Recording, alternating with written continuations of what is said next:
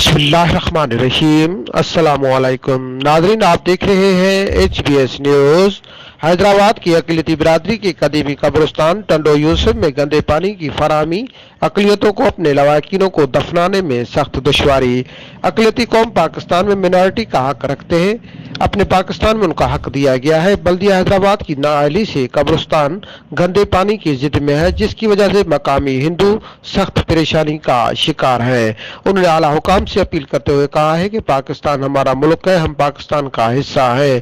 कौमी परचम का एहतराम अपने मजहब की मानद करते हैं। HPS न्यूज से बात करते हुए डॉक्टर प्रदीप अनंत कुमार ने कहा कि जिले इंतजामिया इस बात का नोटिस ले और हमें इंसाफ दिया जाए। कैमरामैन आशिक हुसैन के साथ जीशान अली, HPS न्यूज हैदराबाद। ये कॾहिं खां मसइलो आहे तव्हांजो? सर ये काफ़ी टाइम का मसइलो है, इनके काफ़ी टाइम थी वियो आहे, सालनि खां साल थी विया आहिनि। असां वॾा परेशान आहियूं। असांजी जेको मैयत थींदी आहे त ॻोठु वेंदा आहियूं, ॻोठु वारा मना कंदा आहिनि। माना वरी क्रिटिकल सिचुएशन आहे असांजी। असां DC खां अपील था करूं, रिक्वेस्ट था करूं, महिरबानी करे हिते बि नज़रसानी कयो। असांजा जेको मिनिस्टर वग़ैरह आहिनि उनखे बि रिक्वेस्ट था करूं कि महिरबानी करे हितां असांजो वॾो इशू आहे।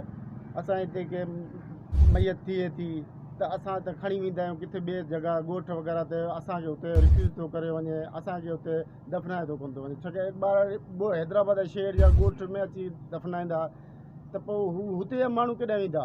कीअं थिए थो? किथां पाणी अचे थो? बल्दिया वारनि जो पाणी छॾियल आहे, आसे कर हिननि जो छॾियल आहे। उन्हनि जी इहो पाणी बाक़ाइदा नाला फाटा पिया आहिनि। नालनि खे असां काफ़ी चकर एप्लीकेशन बि ॾिनियूं आहिनि, DC साहब खे बि एप्लीकेशन ॾिनियूं आहिनि। असां मिनिस्टर साहबनि खां असां मिलिया आहियूं, अक़लियत मिनिस्टर जेको बि उन्हनि खां बि असां रिक्वेस्ट कई आहे। काफ़ी असां न्यूज़ पेपरनि में बि ॾिनियूं आहे, मीडिया ते बि ॾिनियूं आहे, पर सर हिन जे मथे कंहिं बि नज़रसानी न कई आहे। मुंहिंजी सभिनि खां रिक्वेस्ट आहे कि महिरबानी करे हिन जे मथे नज़रसानी कई वञे।